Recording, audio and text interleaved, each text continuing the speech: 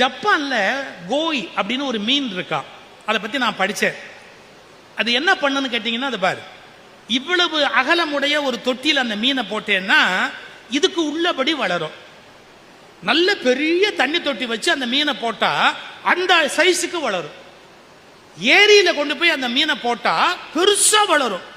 என்ன சொல்றான், அந்த மீனுக்கு இதுதான் சைஸ்னே இல்லை. எந்த சூழலுக்கு மத்தியில் அது இருக்கோ அந்த சூழலுக்குள்ள மட்டுமே அது வளர்ந்து கொள்ளுகிறது. இது ரொம்ப ஆச்சரியமான விஷயம்.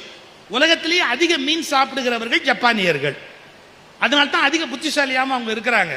உலகத்திலேயே அதிகமா மீன் சாப்பிடுகிற பழக்கம் ஜப்பானியர்களுக்கு உண்டு. அந்த மீனை பத்தி ஆராய்ச்சி பண்ணி வச்சிருக்கிறேன். இந்த மீன் எந்த சைஸ்ல தொட்டி இருக்கோ அந்த சைஸுக்கு வளருது. அதுக்குன்னு ஒரு நீள அகலம் இல்லை. அப்ப என்ன அர்த்தம் தெரியுமா, நாம் அந்த மீனை போன்றவர்கள் நமக்கு சூழல் எப்படி அமைகிறதோ